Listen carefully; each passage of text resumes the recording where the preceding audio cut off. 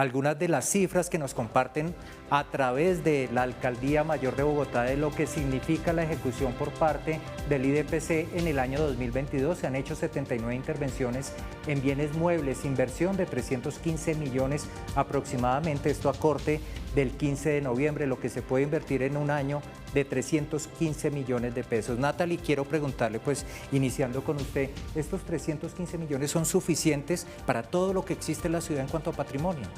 Yo consideraría que no, aunque es una gran inversión, pues porque ahorita que estaban en el fragmento anterior denotábamos, y nuestra historiadora que nos acompaña también nos decía, bueno, hay algunos inmuebles y hay algunos monumentos que están descuidados, y de hecho si uno va a esa parte céntrica de la ciudad puede encontrar monumentos que no están todavía al cuidado al día, ¿no? Y es notorio, como la Rebeca, por ejemplo. Claro, que es el que vemos ahí, que también ha sido vandalizado en muchas ocasiones. Por supuesto. Entonces, hay algo que de pronto, y me ha pasado como padre de familia, y es muy complicado, y es el asimilar que no en todos los colegios, y casi que la mayoría, están obviando el tema de la historia, de darle la relevancia a eso que nosotros sí vivimos cuando estuvimos en el colegio, de tener clase de historia, de aprender sobre cuál es el valor de nuestro país y cuáles son los hechos que marcaron ese somos colombianos.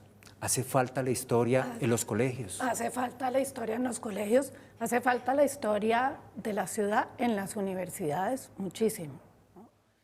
Sobre todo yo creo que en las universidades.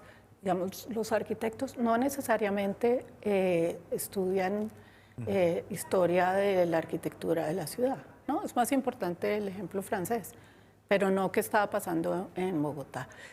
Y hace falta historia en los colegios, por supuesto, para que podamos entender y ver el patrimonio construido, ¿no?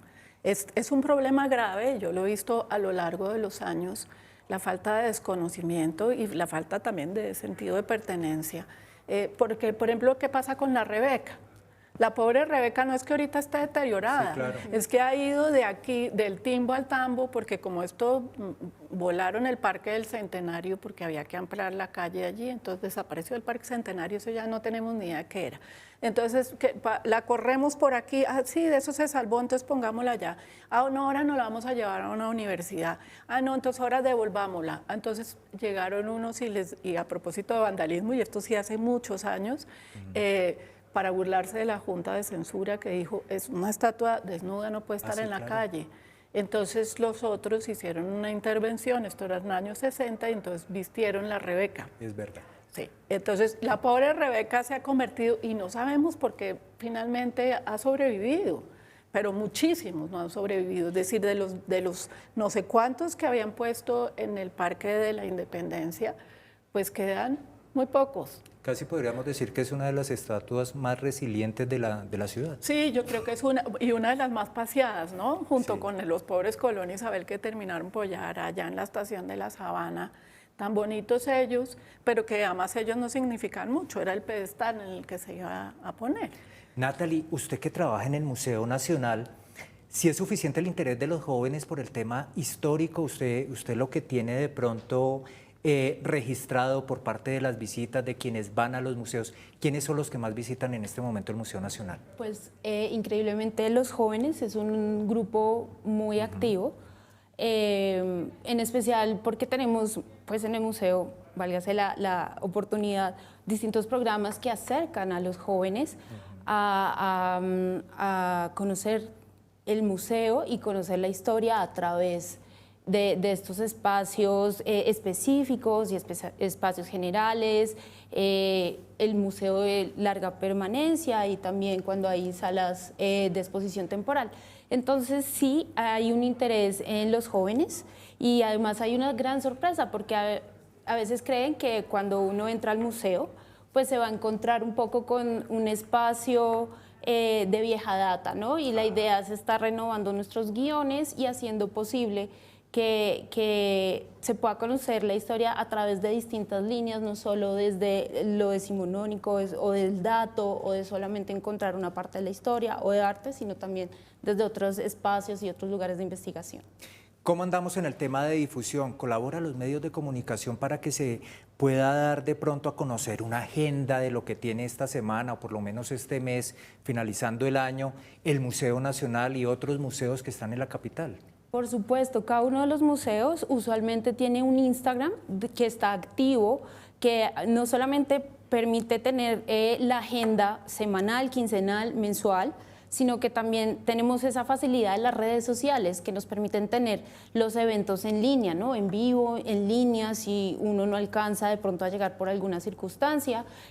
Los museos son pues espacios que están abiertos en la mayoría de las posibilidades para podernos acercar a este conocimiento de Bogotá, de Colombia y de lo que nos rodea, por supuesto. Hay algo que de pronto no valoramos y es el tema arquitectónico. Bogotá sabemos que guarda mucho de lo que fue la época colonial, la época republicana y la modernidad. Esa combinación facilita para que el ciudadano pueda ubicarse en esos tiempos que ha vivido la capital del país. Pues nos hacen falta muchísimos trabajos de visibilización, mostrarle a la gente qué tiene de su patrimonio y qué le enseña a ese patrimonio. Patrimonio es lo que tenemos todos, ¿no? Claro. Así sea un pedacito de andén o con una tapita de alcantarilla con el sapito precolombino, ¿no? Fundida en la pradera en 1917. Eso es nuestro patrimonio y eso es lo que tenemos que hacer visible y mostrarle a la gente esa carga histórica en un muro construido, como decía María Claudia antes, de los oficios. Eso implica también que nosotros no estemos necesariamente estudiando arquitectura con corrientes ajenas, sino enterándonos cómo levantamos un muro. ¿Cómo lo levantamos nosotros con tierra de Usme, ¿no? De las canteras de Usme? ¿Qué significó romper el patio interior? Cómo la modernidad propone los edificios para el skyline con otros materiales. ¿Cómo hacemos nosotros para hacer las primeras cementeras? ¿Quiénes son los que hacen las primeras cementeras? O sea, los señores Amper fueron importantísimos. ¿Dónde están? Sí. Ahí están en nuestra historia. Es lo único que queda del 1910 en el Parque de la Independencia es el kiosco de la luz, que fue puesto por Cementos Amper para demostrar las ventajas del material, ¿cierto? Los otros habían sido construidos y eran una belleza, construidos en madera y rápido, porque pues que ahorita que se desbarata todo y todo se tumba, no es nuevo, ¿no? Ahí también, entonces desaparecimos todos esos pabellones, no quedó sino ese que se salvó, pero de pura milagro porque había que meter la vía otro, o sea, mejor dicho, tenemos que entender la ciudad, tenemos que empezar a planear la ciudad con el respeto de nuestra historia. ¿El tema del desarrollo ha atentado con nuestra historia? Por supuesto, o más que atentarla, también puedo decir que se ha transformado, ¿no? Definitivamente el desarrollo de la ciudad es lo que justamente da razones a por qué se han movido algunos monumentos.